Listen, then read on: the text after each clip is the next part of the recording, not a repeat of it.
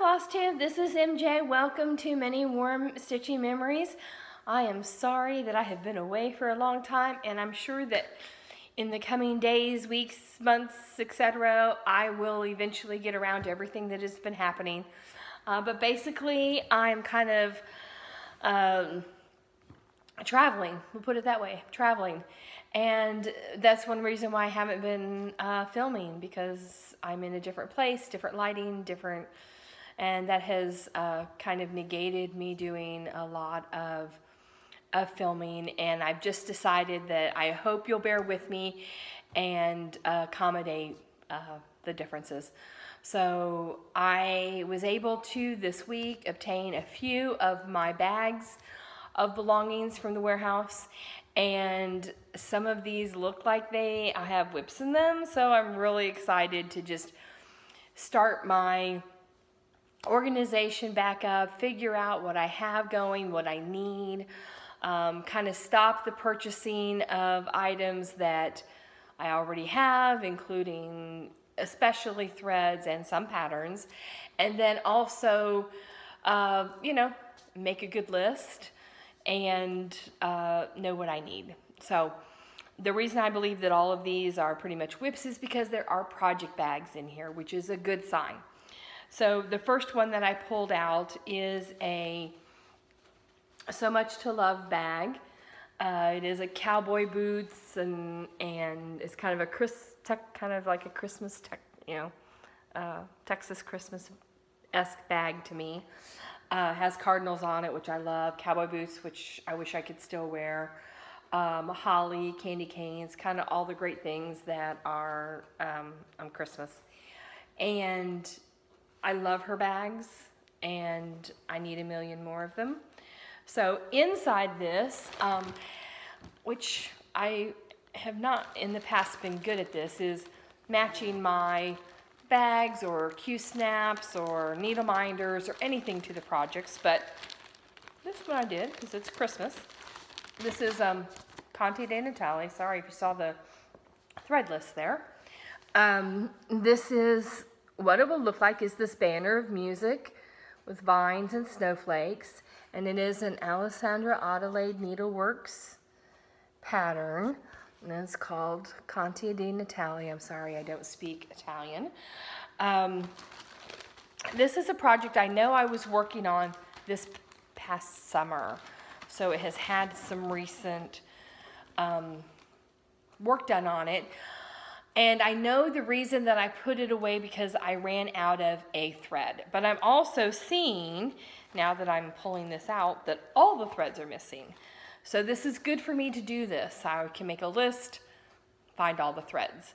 And then I kept the one little tiny piece that I had left of the green that I ran out of, so that hopefully I can find an LNS that has a full DMC spinner rack, and I can find what color this is. I did not use the called for colors, and I did not write them down. Hopefully things I will fix for the future in my future stitching endeavors. So this is where I'm at. This is on a piece of white opalescent Aida. I think it's 14 count, and it is not big enough. So this is kind of another problem that I find myself getting into, is I have done some bad measuring in the past, and I basically decided with this pattern I'm just kind of going to chop off the last motif and hope that it will still fit. And if it doesn't, then I'll go as far as the fabric goes, and hopefully wherever I end up displaying it, no one will know what it's supposed to look like, right? So anyway, this is where I'm at so far on Conte de Natale. This green that I've run out of is this vine that goes all the way through the project. So it is one that I can't just pick up. Like if it was in the leaf, I could always make a different color leaf, because leaves can change colors. But the vine itself, I think it would be way more noticeable if I just suddenly changed its color. So this will go in the partially kitted WIP pile, which means that it's not going to be worked on anytime soon. It's not going to go into an active WIP status. I don't have a UFO status for my WIPs. I don't believe that I want to speak that I'm not going to work on something. It's just going to be, you know, see you down the trail kind of thing. So that is the first bag. The second bag is a Garon Toten bag. And again, excellent work. I love his bags. They're beautiful. I saw this fabric in a craft store, fell in love with it. I sent pictures of it to Gary and Ronnie and asked them if they ever came across it and if they thought they, you know, had a market for it. If they found it, could they make me a whole bunch of stuff out of it? And I think that they had already had it planned in a lineup anyway.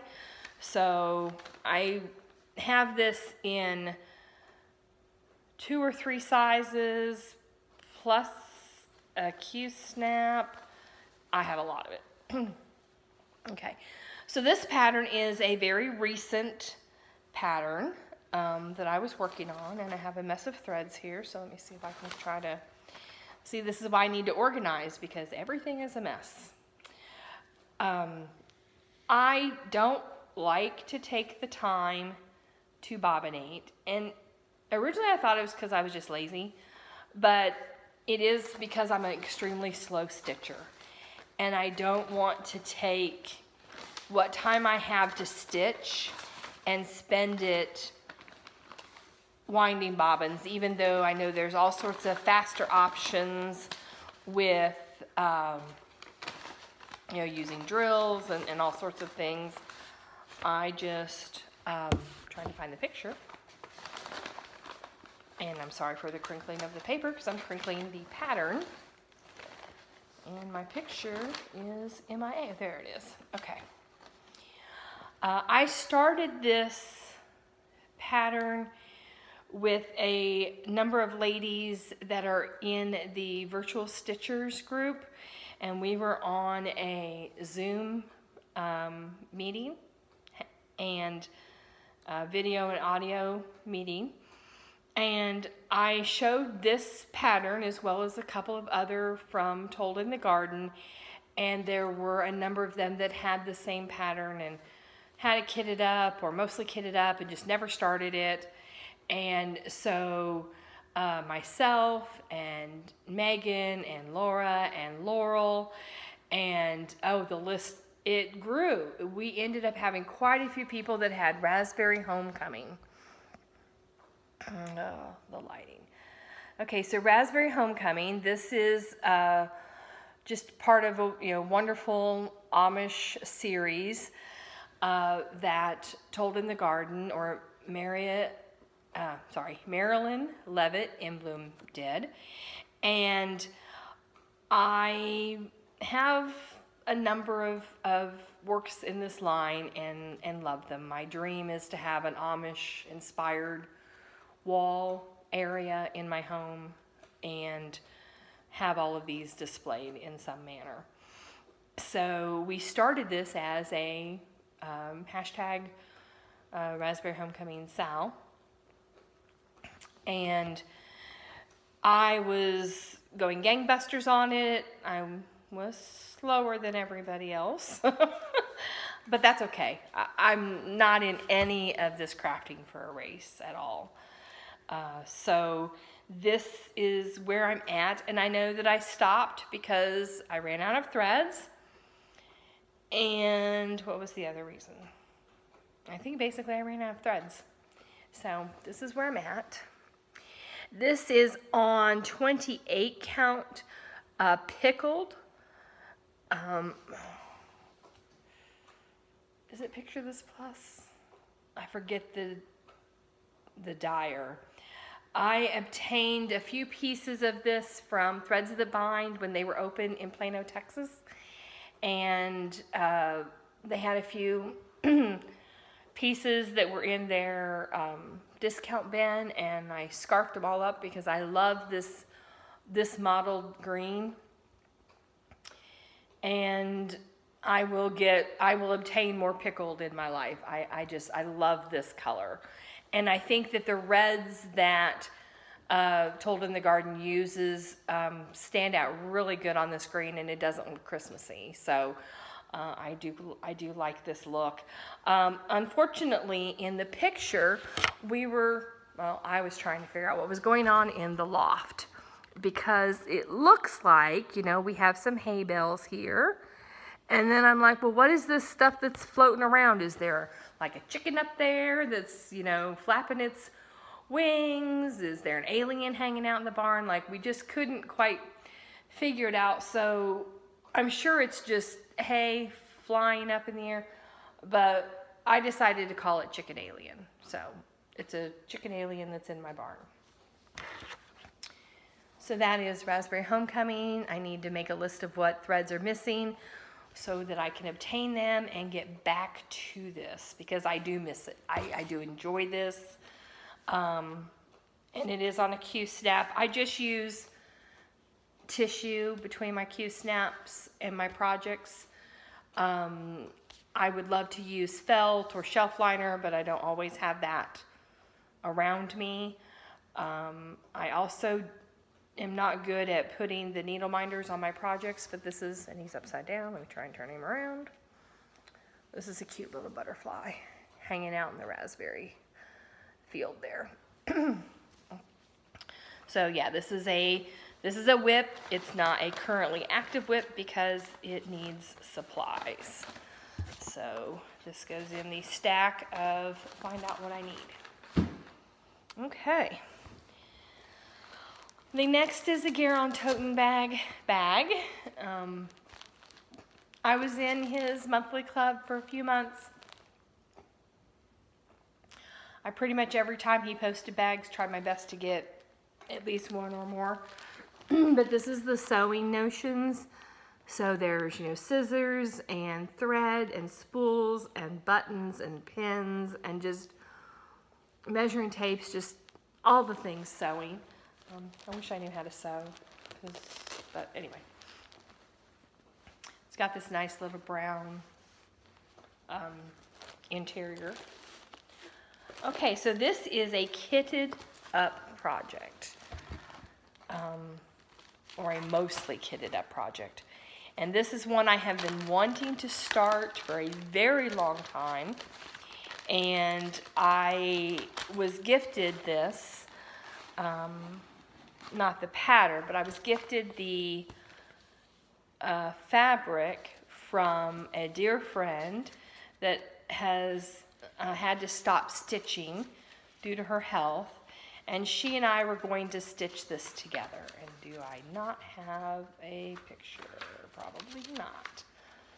Yeah, I don't have a picture of it.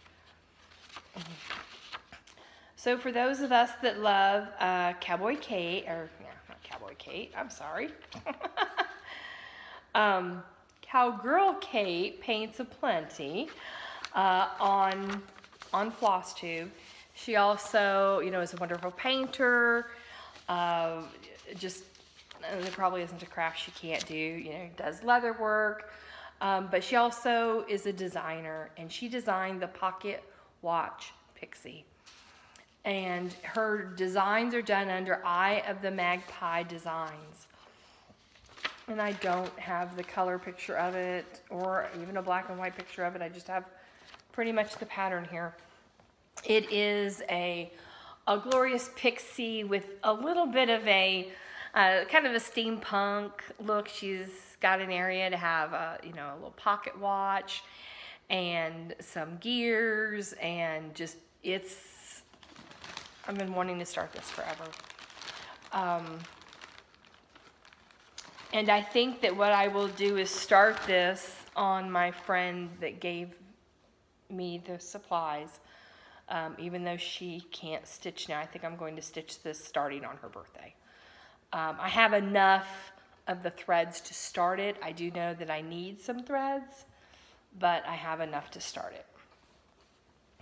This is going to be done on a silk weaver fabric called Ametrine, and it's a 32 count, and it's along the lines of like 3609, 914, and 55 kind of colors. So it's this beautiful purples with tones of browns and a little bit of gray. I adore this fabric, and I think that this pixie is going to look, you know, beautiful on this. I've not worked on a 32 count over dyed before, so this will be a challenge, and it's going to be a lot of fun. And kind of, let's see if I can, you know, it has some very interesting colors. It has, you know, some neutrals, but it also has some really bright, bright colors. So, you know, there's some oranges, there's some bright yellows, nice bright greens, you know, just the only kind of color I'm kind of worried about is this purple, but I think that once I get other things around it, I don't find that it's going to be a problem. If I get into it and I find that it is, I can always, you know, frog and redo it. The other thing that my friend did gift me is for us to start this together, for us to have the same needle minder. And so she got us these two from the Cottage Needle, thecottageneedle.com. And this is the needle minder that we're going to be using, or I'm now going to be using, which is a pocket watch. It's wooden, and it's very nice. So I'm looking forward to starting this. So I know that that is probably why in what little bit of organizing I did for this particular bag, I think the reason I have it in the WIPs bag is because I did have this scheduled for a start. I believe I said originally was going to start this last year, so I would like to do that this year, and I think her birthday is October, so I have some time if I need to, you know, just double check floss toss with the threads and just see if there's anything I need to replace and see what other ones I may need to acquire. This is another Garon toten bag. This one actually has the label that I've not written down the pattern on, so I don't know why I didn't do that. Oh, gee, pickled again. Like I said, I'm not good at matching, you know, pattern the bags to the item. So this is Voice of a Shepherd. This is another Told in the Garden. And for those of you that may have been around for a few years, know that I have done this pattern before. Incorrectly. I had a piece of pickled that was, I measured it, and I did the calculations using Yarn Tree or whatever, and Yarn Tree was correct. It was I that was wrong. And I did turn the fabric wrong in my hoop that I was using to start it, but even had I turned it correctly, the pattern was not going to fit on the horizontal. So what I ended up doing was cutting out the middle and kind of bringing the trees in and cutting out the shepherd and leaving the shepherdess. Yeah, I left the shepherdess in this side, and I kind of cut out, you know, this kind of thing, and frogged out the words Voice of the Shepherd and put the shepherdess, or Voice of the Shepherdess, or something along those lines. But I love it as it is so much that I'm going to redo it. So I started it this last year, or 2019, and I guess I should say it's February. it's February 2020, the 13th, I think. And I started this, I think because I had started the, I leave my items on the Q-snap, but I leave it loosened, you know, so it's not pulled taut. But I guess I should, you know, take them completely off Q-snaps in storage, but I'm bad. Okay. So this is again being done on pickled. This is kind of my favorite fabric for these types of projects. And so I started like I did before, kind of in the middle and working my way. Basically, I was trying to hit the four corners, making sure that I was going to have enough fabric north-south, east-west, so that I wouldn't have the same problem as before. So I'm probably maybe I'm not halfway done, because I have a lot to do in this tree and a lot to do.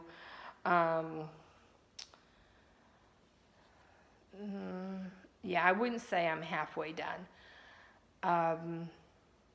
But, you know, a considerable amount of progress. I put this one aside because I stole some of the threads from Voice of the Shepherd to work on Raspberry Homecoming, and now I need them for Voice of the Shepherd, and they're not in Raspberry Homecoming, so I have to find where else I borrowed them for. So I need to start leaving myself, you know, IOUs so that I know what I did with it. And that would be really helpful if I would do that for myself. So this Voice of the Shepherd by Told in the Garden is in a Downton Abbey bag from Garrel & Toten Bags. I love this. It's beautiful.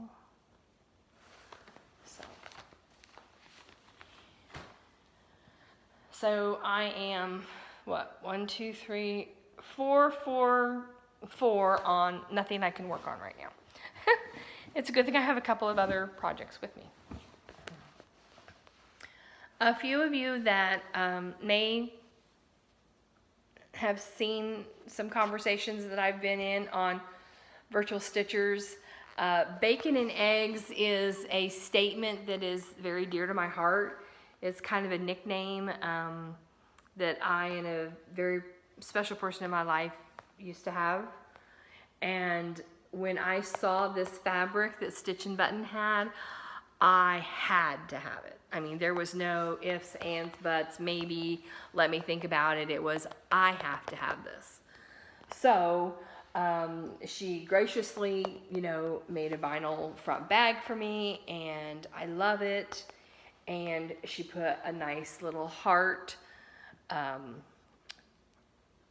of zipper finder on it, and that is just super special to me. So kind of because I you know, was on Virtual Stitchers and talking with a number of great friends on there, I saw a friend who was working on the Raven by Lottie Da. This is a pattern I had years ago, gave away before I ever stitched it. I have quite a few patterns I've done that with, where I have purchased it or acquired it and gotten scared, unsure of myself. Someone else wanted it. I'm like, I probably have plenty of stuff, and I would just, you know, give it away. And so she graciously loaned me the Raven by Lottie Da. And I'm just kind of covering up some personal handwriting on the top. So, what is this color fabric? I had done a fabric, I guess a fabric toss, so to speak. I had 2 or 3 colors of fabric that I thought might work. And I basically held them up on a virtual Stitcher Zoom meeting and said pick one, because I couldn't pick one. And everyone kind of decided that this was the most comparable color to kind of the original.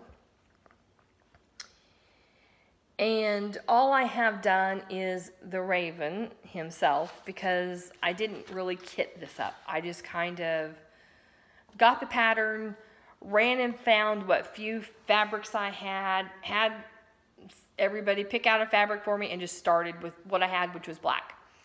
I am using my Bacon needle minder from Stitch and Button. So my Bacon needle minder in my Bacon bag. I can't believe I actually am using stuff that matches, because that doesn't happen.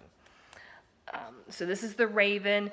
I know that there is one special person I need to pass this to, and as soon as I can finish kitting the rest of the fabrics, this will be heading to her.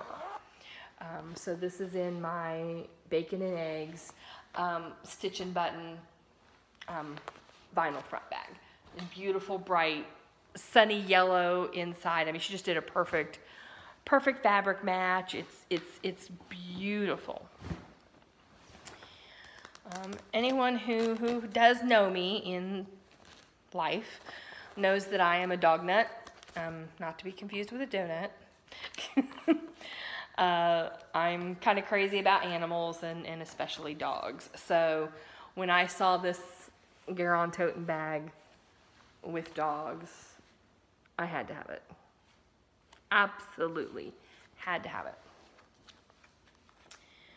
Okay, so this is, if it's labeled correctly, this is Reindeer Revival. This is yet another one that has unfortunately a floss story.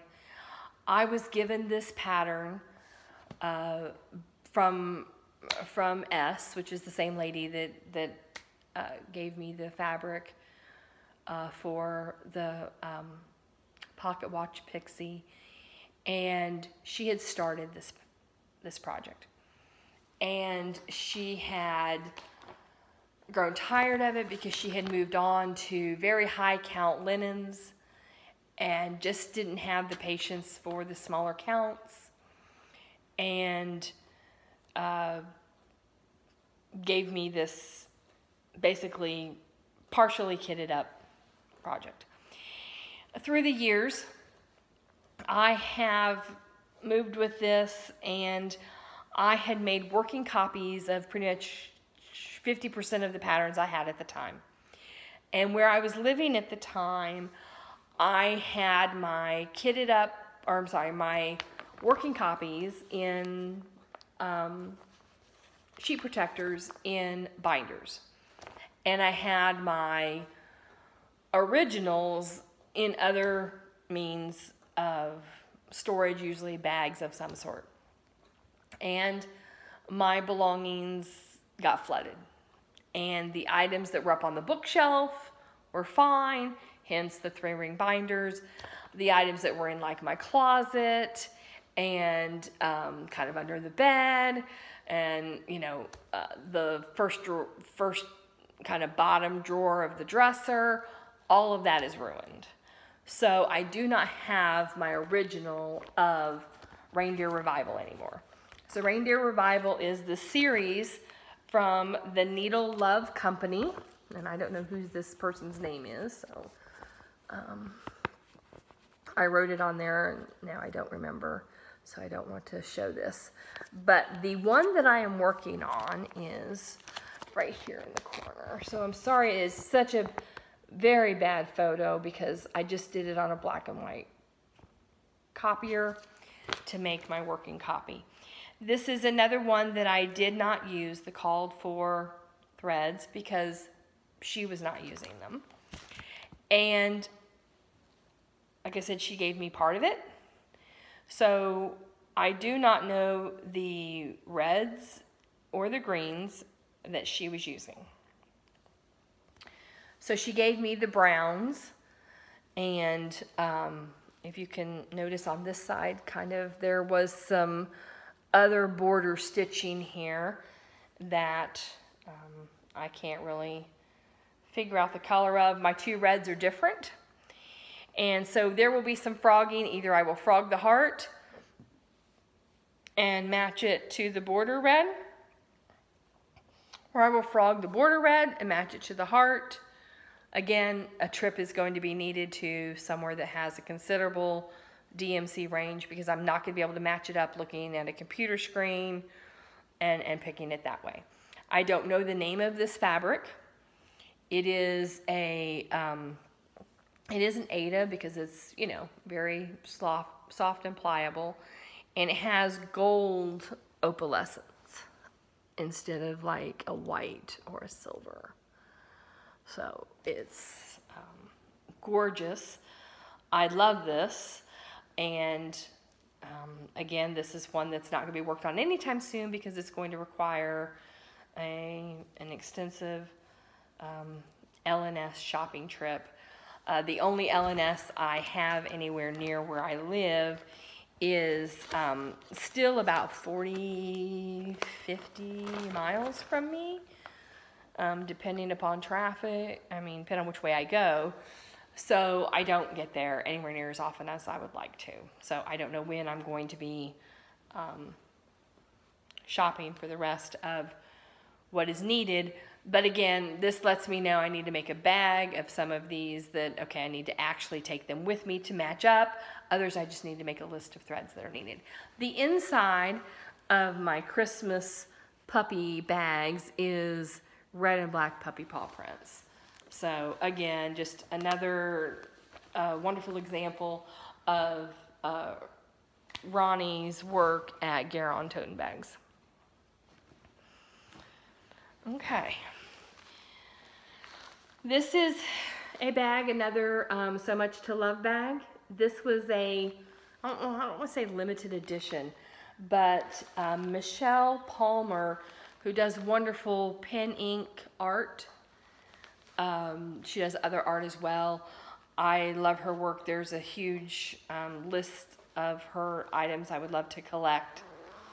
But she was able to get some of her pen ink fabric pieces to So Much to Love, and she turned them into project bags.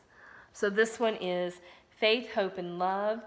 So it just says, and now these three remain, faith, hope, and love. It's 1 Corinthians 13:13. And of course, it is wonderful bees, because there's a glorious bee on the fabric. And then this is just a perfect complement. And I love kind of the black houndstooth and the yellow and white gingham inside. It's just a beautiful bag. For those of you that may know, I do have a little bit of a fascination with names, their origins,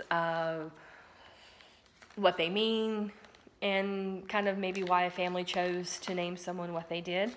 So because I have a fascination with names, I did an extensive study on my own name and what it means, where it's from. And so in the original Greek, my name does mean honeybee. So my cousin, her name is Deborah, which also means honeybee. So I think it's fascinating that two first cousins have names that both mean the same thing. I think that's really special. I wish she and I were close, but we're eons apart. We haven't seen each other since we were children. So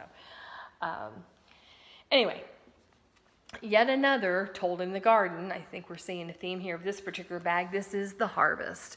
And this is one that I had two original. Don't know why I purchased two copies, probably because I just absolutely adore everything told in the garden. So this is the Harvest.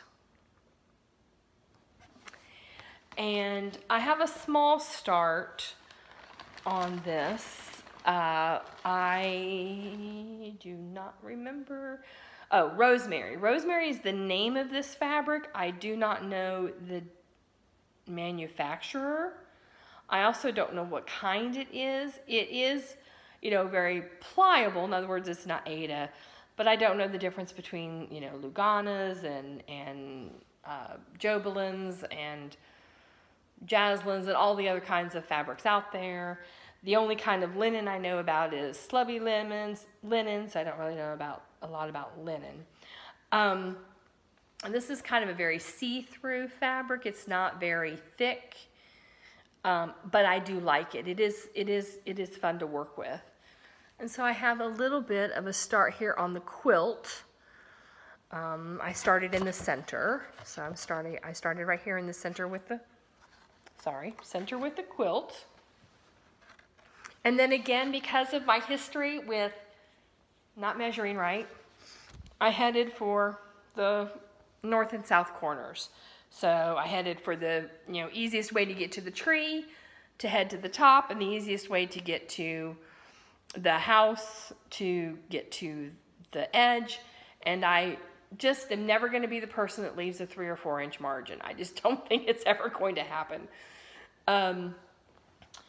I'm hoping that someday I will find a finisher that loves to work with small amounts of, of edges that can kind of bail me out of this habit I have of not measuring my fabrics correctly.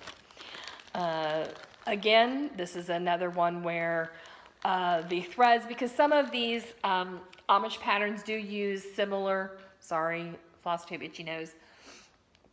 I recently just got over bad sickness from December, and my allergies are kind of already kicking in back in again, so I'm trying to keep everything at bay on that. So where was that? Oh, the threads are very similar in these particular patterns. So I have been, you know, robbing from one to the next, and again have run into a situation where I need threads for that particular pattern before I can continue. I know that probably the best thing for me to do for my Told in the Gardens, and I'm saying this here so I can watch this back someday and remember, is I think that the ones that have similar colors, I need to just make either a floss box or a ring of floss away bags for just those however many patterns, and just share them, because constantly moving from one project bag to the other project bag, and then I steal them for something else. Again, I think that using kind of one set of floss for these styles would be good, and then also if I do borrow from one to another, to leave myself an IOU. I historically have not been, as far as TV or movie series, catching anything when it's out. When it's first run, I usually am not, I don't know about it, haven't heard about it. So I was late on the Game of Thrones wagon. I mean, I didn't even know Game of Thrones existed till it had been out for 3 seasons. So, and then at the time, you know, I didn't have access to HBO, and so I was very far behind. I was at a friend's house, they were watching it, I got hooked. So I have been, the past year, every time I'm at their house, I'm like, I need your TV, because I need to watch a couple episodes of Game of Thrones. So, I mean, I know what happens. I did watch the last episode, but I want to watch it all the way through, because I want to see all the ins and outs of how it gets there. So this is a Game of Thrones Garon Totenbags bag with this nice little, it's not iridescent, but I like to think it is. It's, you know, kind of royal for my throne there. This, this is from the Scarlet House, and it is called Penny Pumpkin. I love the story behind this one. So the Threads That Bind shop that I mentioned that used to be in Plano, Texas, has been closed for years, and I miss it dearly. I stumbled into it one day on a whim, and quickly became furniture. They kind of couldn't get rid of me. This is another one where I made my working copy and my original is gone. So this is Penny Pumpkin. And I love the white pumpkin. So this is a white pumpkin. Kind of the colors are not your traditional orange, black colors. It is by the Scarlet House, which I do adore. It is charted in either Gentle Arts or DMC. So the additional story behind this is I fell in love with this project at the shop. And there were a number of stitchers stitching. I believe it was on a Tuesday morning. Yeah, it was on a Tuesday morning. And one of them there, I'll just say M, it's the best way to do it. And no one will guess who she is because there was enough M's at the table that, but she wanted to stitch it as well. And we were looking at the fabric options, and the fabric that was recommended is a 40 count vintage wood smoke from Lakeside Linen. And that is the recommended fabric. And of course, I knew nothing about 40 count. I didn't even understand counts. And so I said, sure, let's do that. That is not what this color is, but it is 40 count. And what we did is we purchased a fat quarter and split it in half. So we each have a fat eighth to do this on. I am doing it with some Gentle Arts and some DMC. So that is kind of where I'm at with that. And I'm trying to get the needle minder here that is actually on the fabric. So this will kind of show how I stitch. So I will take the pattern, my working copy of the pattern, and fold it to whatever area I'm stitching on. And then I use my needle minder to attach it so that as I'm stitching, my pattern is directly in my eyesight. So it saves on my neck, you know, turning or bending. And because I do have vision issues, then I can, you know, bring my work as close as I need or push it back as far as I need, depending upon the scenario. And then it's easy for me to get the pattern out of the way when I need to change the fold of the fabric or store it.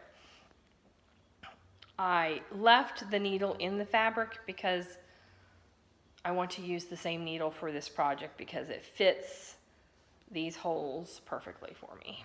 So I don't have much of a start. I have pulled this out 2 or 3 times over the years. I've had this 4 years, probably 3 years, at least 3 years. And I don't even know if you can see the little tiny beginnings that I have of a white pumpkin. I love this. I want to work on it.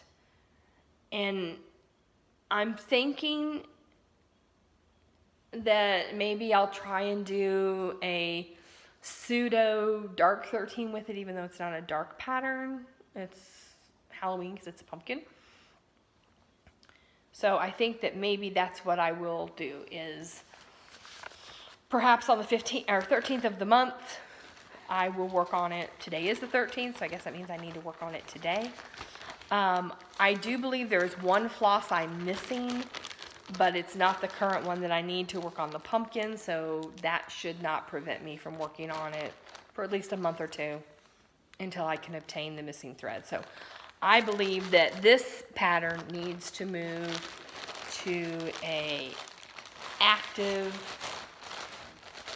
WIP status. So this is going to go in another stack. Okay. Speaking of threads that bind, I met some wonderful ladies and very talented. And one of them is Stitchy Shelley. And if you have a chance to check out her Facebook group, or you ever see her at market or various retreats, you've got to check out her items that she has to offer. She cross stitches, she sews, she crochets, she does it all. Ball of energy, beautiful lady, and super, super talented. And she was starting out her business to make it more available to the public, because pretty much it was for friends to start out with, and then she got, you know, great response, and it has grown, and just I can't recommend her enough. I do not have her business card with me, but it is Stitchy Shelly, Shelly, I believe. And this is my first project bag from her. It is sunflowers and bees. Excuse me. With a crocheted enclosure for the button. I love this style. And then inside is a nice yellow floral. I don't know what the official name of this type of fabric is, because I'm not a seamstress. So this is my my Stitchy Shelly bag. She makes, you know, scroll rod covers, project bags, and needle rolls. I love them. I don't know where mine is. That's one reason why. Another reason to add to my long list of reasons I need to organize is I have a matching that goes with this needle roll. So what the needle roll is, you take a threaded needle and you put it into the front side of the needle roll. And you can put a piece of paper with what thread it is, or you can use a label, all sorts of options. You roll it up, stick it in your project bag. Next time you're ready to work on it, unroll it, and because of the types of fabric she uses, the thread does not get all tangled up. It's great if you have a project that has maybe big block of color and you want to thread 6 needles of the same color, or you maybe are working in an area that has little tiny motifs and you just need 2 or 3 stitches of this color and 2 or 3 stitches of this color, and maybe you have 5 or 6 colors you're working with. It's great for that type of work, and I love mine and I want to find it. So we will be searching for that. This pattern has a long history for me. This is my first ink circles, and it is called Bee's Knees. Bee's Knees by Ink Circles. And I adore this. It is, you know, not, you know, bees. It doesn't just stand out. There's a few, you know, you can see a few like little bees, but it doesn't scream bee looking at it from a distance. But the first time I saw this, I was like, I have to have this. It's right now. I purchased it from the shop and was ready to go, except I was being adventurous and decided that this would be a project that warranted trying some specialty threads. So it calls for orchids Valdani. So it uses 2 23-yard balls of Valdani in the colorway of orchids. And I wasn't quite ready to go to Valdani. A friend of mine that worked at the shop, we were looking at different brands, and I really fell in love with a particular color of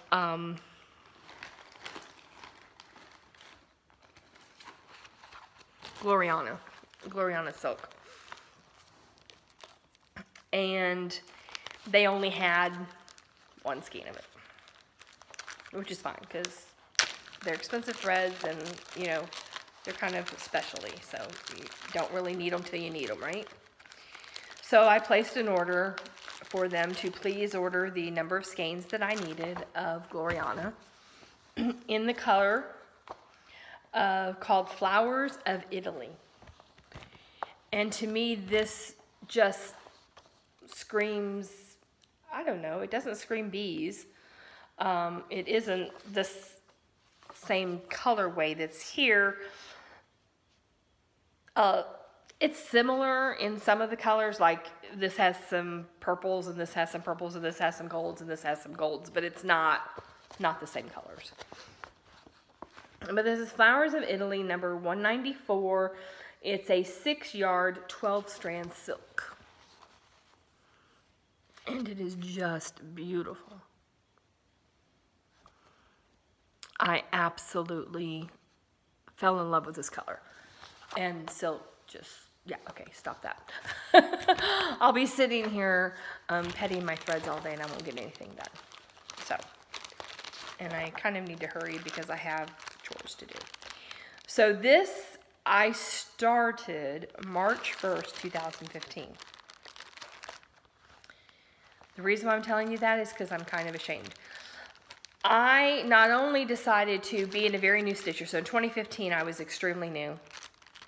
And I shortly thereafter got sick, which was one reason why I stopped stitching for a while. But not only did I decide to try a new designer, try a new style of pattern, try a new floss using silk, I decided to just go ahead and throw all caution to the wind and chose black. This is a, see, I don't save the labels. I'm bad.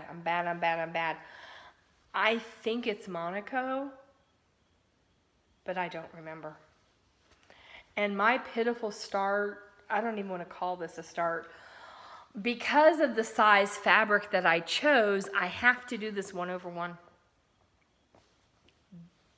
Which, the fact that it's on black, issue 1, the fact that it's silk that I really am trying to learn how to use, issue 2, and then over 1, issue 3, so I don't have much started. But I love how it looks on this black. I am not sure of the best way to utilize the variegation. So if any of you out there are familiar with using variegated threads, I don't know if I should, because I started in the upper left-hand corner, I don't know if I should kind of just go around the border and just as I, you know, go kind of this way, and then at the half point, you know, go this way using the threads in the same order to kind of keep some consistency, or just pick it up from whatever is next and go with it. I don't know how best to utilize the variegation for this pattern, and that is one reason I put it to the side. I just wasn't sure of which way to go next. I'm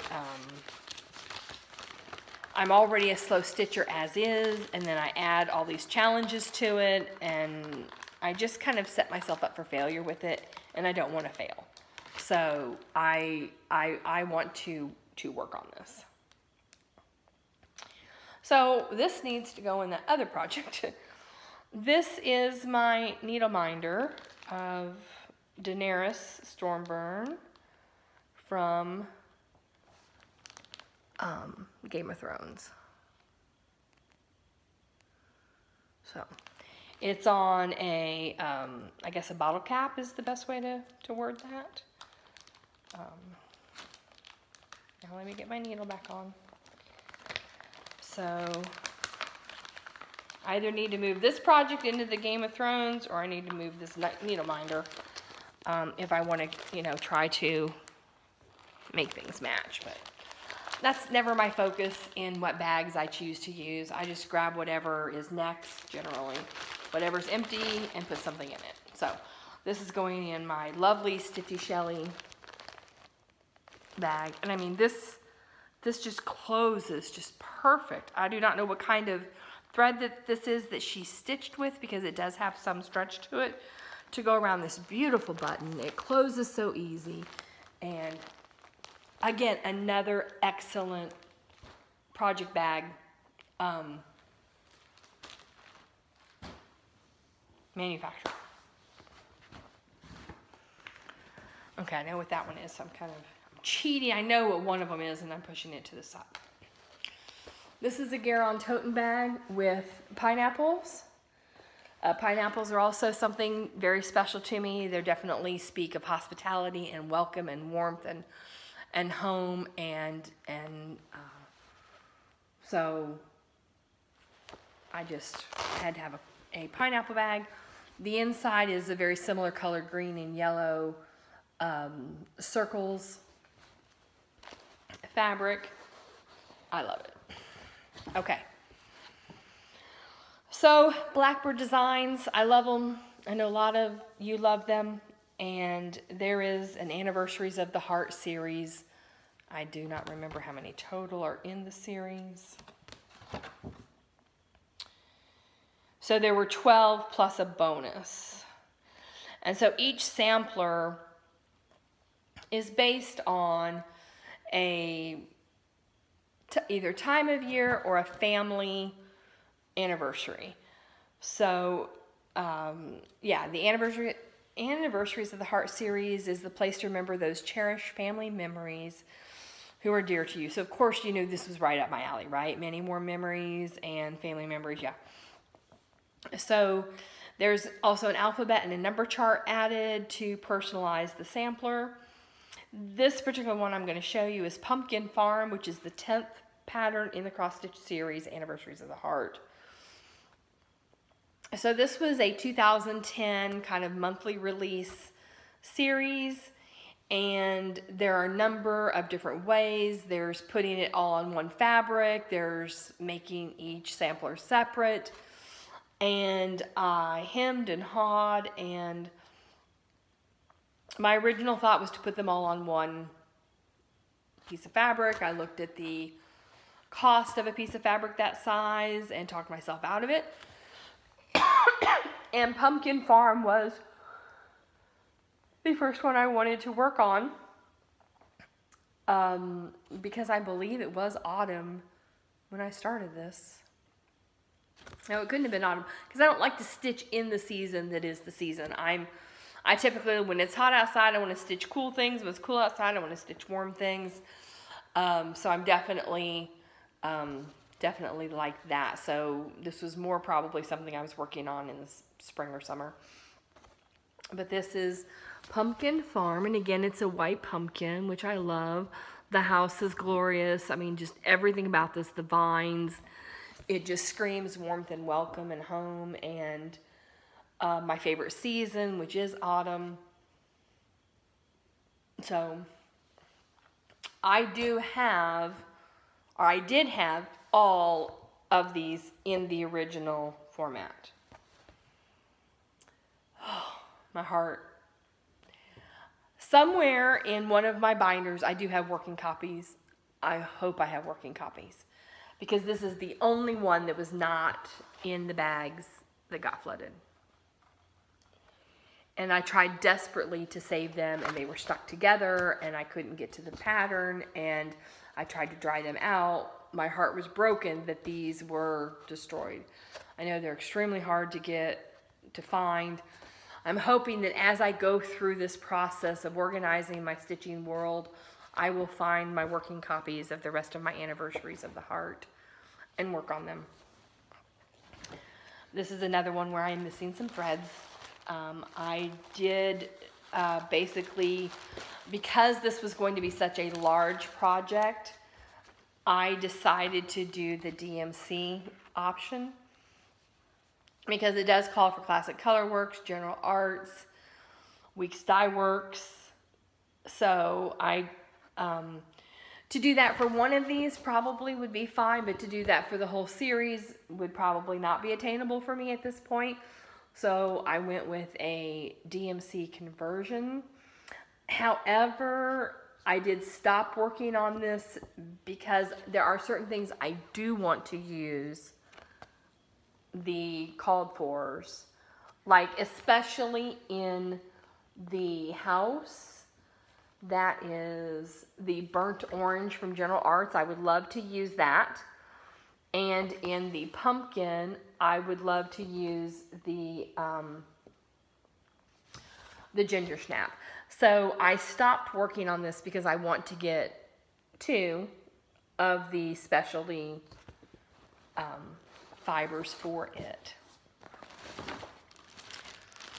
I don't have a lot of a start on this because I have to frog the house because I want to change the thread.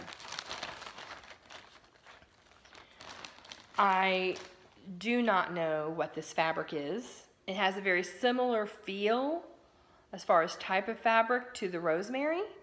So I'd love to find out who this is manufactured by. You know, again, it's the thinner, more kind of see-through-esque type. Is this upside down? There it is, okay. So there's my little bit of a start on Pumpkin Farm. And this is just a, you know, beige. It's probably 32 count. I need to measure and see exactly what count it is. I am doing it over 2, but it's very small, so it's probably 32 count.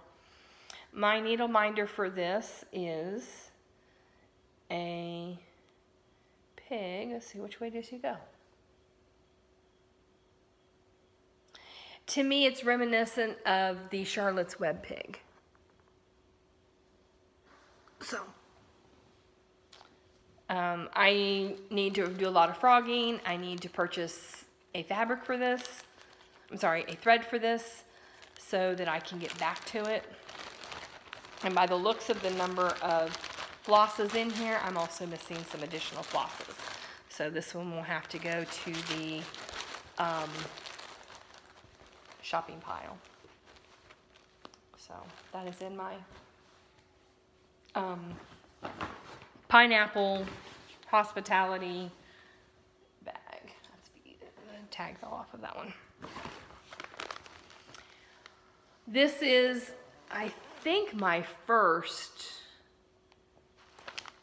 yes, this is my first So Much to Love bag, and this was a gift from S.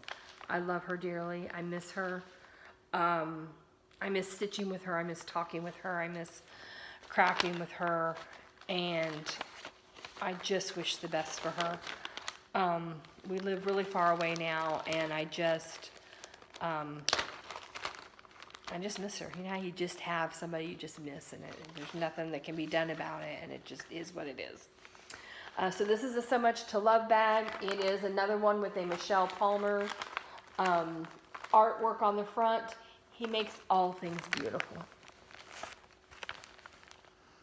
Oh, look at those flowers. Look at that artwork. Look at her sewing. I mean, just everything about this is perfect. And I just adore it. It has the red and white gingham. Showed part of the working copy. And, you know, and I love her signature felt hearts. It's just, I love when any kind of manufacturer comes up with a signature, and just, I love it. Okay, another Told in the Garden. This is Brown Swiss Dairy. I actually have had a kind of varied growing up. I grew up equal time on various farms and time in the city. So I am both a country girl and a city girl. So I don't know quite how that works, but Brown Swiss are a breed of cow, and I actually did have a Brown Swiss cow when I was younger, and I lived in Colorado, and her name was Buttons. They are quite large milking cows, and she was just a most excellent mother. I was raising bum lambs, which are lambs that their mothers choose not to take care of them. Either they're a twin or a triplet, or they're weak and survival of the fittest. They will, just kind of leave the lamb laying. If it can't keep up with the herd, it just gets left behind. So the shepherds would grab the bum lambs up, and I worked for the rancher as a babysitter to his children, and he would pay me in the lambs. So they would bring the sick lambs. If I made the lambs live and could sell them, I was making money. If I didn't, I was working for free. And I adored it. I loved it. I had a great veterinarian that taught me how to do my own shots, my own medications, my own examinations, and a lot of the beginning work. I also did do some showing in 4-H at the time. I was very much involved in, Future Farmers of America. I was just a time of my life when I was very much living that lifestyle. It was an 1.5-hour bus ride to school on country roads. It was, 0.8 of a mile down the driveway. In Colorado and snow. Is all those stories that you hear that your parents and your grandparents passed down. I got to live. I learned how to hurdle jump there because it was 55 acres of sagebrush, and I would jump over the sagebrush, and that's where I learned how to hurdle jump. So it was just a wonderful life, and there are days I miss that world. Living off the land, growing your own food, raising your own animals, it was a world. It's a world I wish everybody could experience at least once, at least children. I think children would love that experience. At least I did. So this is not much of a start. This particular Told in the Garden was a gift from S again. I guess I need to ask her if I can say her name. That would be really nice instead of just calling her S. And I have threads hanging everywhere because I couldn't keep my focus with which color I was doing. So I do not know what this fabric is. I know that some have called it Floba, which I don't know if that's correct. But what she had done was started this border. And she grew tired of it. Again, she had moved on to 35 count, 36 count, 40 count, 56 count gauze. So working on these types of fabrics were just not her jam anymore. So I was grateful to accept it from her. So this is my small little start. So I finished the border, the top border, and then I started on the tree in the left. So I don't have much done on this. Again, it's a Told in the Garden. The threads have been shared and stolen, and I need to correct that so that I can finish. Because one of the greens of the trees I didn't have a full skein of, so I'm out of it, so I can't really finish the tree. And I know I can move on to another part of the pattern, but I chose not to for whatever reasons. Now, I guess I did fail to mention that a lot of these have been used for challenges. Challenges were something I was not doing up until about a year ago, maybe a year and a half ago. I basically just, stitch what I want, when I felt like it, when I had time, when I could set myself up in a perfect environment to stitch, perfect chair, perfect light, perfect everything, which made very limited times for stitching. So really the only stitching I was getting done was going to Threads That Bind or to friends' houses for a specific, stitching night. So my stitching amount was limited, and I needed ways to combat my own kind of perfectionism of where I stitched. So I found challenge groups, and I started joining various ones. Many I joined and just kind of followed along the challenges, not actively doing them, just kind of learning the process and making my own little way.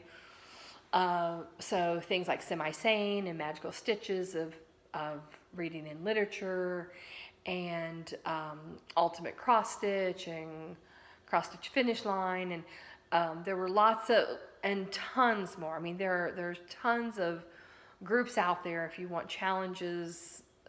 There's new ones every day, and I love it.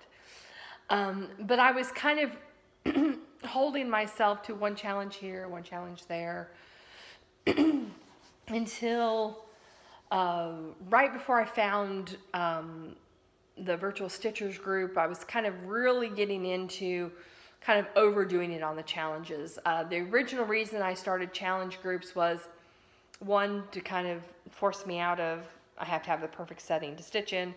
Two, I'm not stitching with anybody, so it's kind of boring to stitch by myself. So I felt like the challenge groups, I had that, there's other people doing the same thing I'm doing feel. And three, when my back would be hurting or my neck or whatever other illness or injury I was dealing with, it was so easy for the first thing for me to do is to lay down cross stitch and do something else. And that's not what I wanted to keep doing. So the challenges would force me over those, oh, my neck hurts. Stitch 10 more minutes because I need 200 stitches. Or, you know, stitch 5 more minutes, take a break, come back because you have 200 stitches or 300 or 1,000,000 or whatever the stitch count is. And those challenges really helped me get past those humps, those hurdles, when sitting in whatever position was just not working. Taking that break, coming back was exactly what I needed. So it's challenge groups have been, for my cross-stitching life, very, very cross-stitch saving. Like, you know, but I was getting to the point that I was becoming a little bit like a job. Oh, here's another group, and here's another challenge, and here's another group, and here's another challenge, and I have to do them all because I have to do everything. And I got into the Virtual Stitchers group, and I saw that there were some people that kind of felt similar ways and were, you know, kind of backing off, and other people that could do it and could do it all. And so I have spent like the last year that I've been in Virtual Stitchers kind of on and off, trying to figure how other people do it, how they make it work, how they don't make it work, you know, how they feel about it, and of course other topics as well. But I've learned a lot about what I can take from other people, what I can take from my own experience, and determine that I don't have to do it all. I can't do it all. I mean, the word can't is something I've had to add to my vocabulary in the last 7 years. And it's a word I never spoke before that. So, and this is something I'm learning to do, is to say I can't. That doesn't mean that I can't do anything. And that doesn't mean I can't push myself, right? It just means I can't do it all. I don't have to do it all, okay? There's no requirement to do it all. It's not a job. There's not a Flosstube or YouTube or cross-stitch police out there that's going to, you know, get me in trouble for not doing it all. The only person it ever hurts would be my team if I'm in a team environment challenge, or myself if I don't meet my own goal. But goals are also movable, sometimes changeable, and that's good for me to learn. So some of the reason that a few of these projects got work is because I pulled them for a challenge to start. This is one of those. This was a little kit. I've had it for a while. I never worked on it. It's very cute. I love it. I want to finish it, but I pulled it to start for a challenge and then stitched the requirement for the challenge and haven't picked it up again since. So this is by Elizabeth Stewart Designs, distributed by the Silver Thimble, and this is made in England. And the kit's name is Leapfrog, and it's two teddy bears, you know, one jumping over the other, which is just, I wish I could jump again. I wish I could bend over like that. You know, it's just, it's fun. It's fun. And I adore the few stitches I have in it. Like I said, I want to do it. I want to finish it. I want to work on it. And I will. I just have to make it happen, right? This is a Garon Toten Bag mini bag. Look how cute this is. And it has frogs. I mean, isn't it adorable? Wait, frog. Okay, this one I did purposely pick the bag for it because it just, I mean, leapfrog and frogs.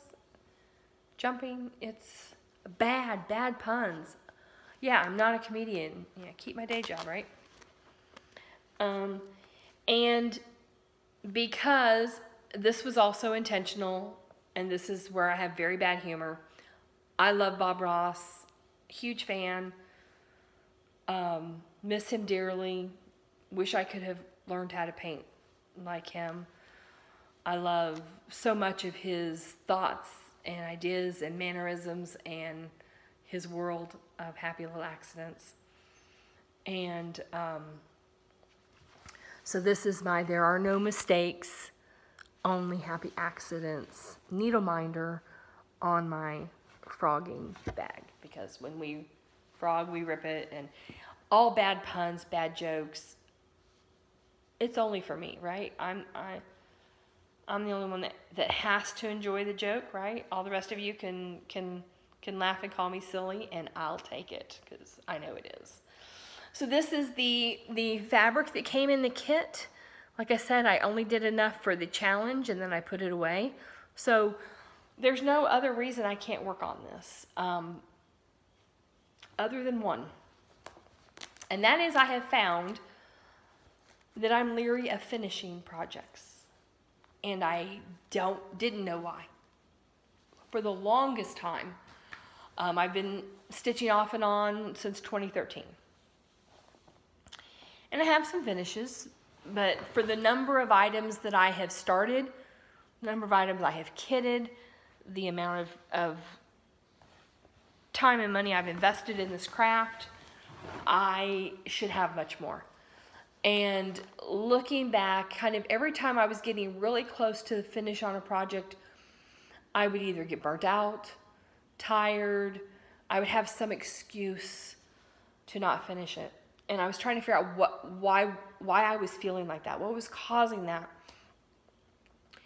And I have realized that, yes, I'm a process stitcher, but I'm also a product stitcher. And if I finish stitching something and do not convert it to a fully finished object, I feel I haven't done it justice. And I know that that's just my own make-believe idea, right? It's my own, that's not how it is. I mean, that's you can do whatever you want with your craft. I can finish stitching it and throw it in the trash. I mean, there's no rule that says I have to turn it into an ornament or a wall hanging or frame it or turn it into a cube or anything, you know. But I want my items to be finished. I want them to be appreciated by myself. I want to be able to enjoy the hard work that goes into it. I want to look at it. So I'm going to cut this off here because I do realize I'm running out of battery. So I only have 2 more bags in this, and we will work with them next time. Talk to you soon. Enjoy making those many warm stitching memories.